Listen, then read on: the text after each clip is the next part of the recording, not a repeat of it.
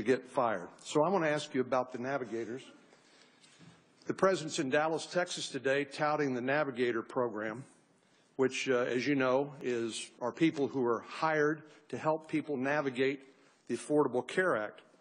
But I would just like to ask you this question, if you would answer it.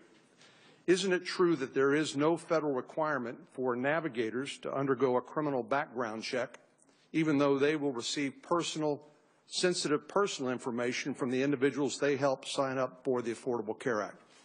That is true. States could add an additional background checks and other features, but it is not part of the federal requirement. So a convicted felon could be a navigator and could acquire sensitive personal information from an individual unbeknownst to them?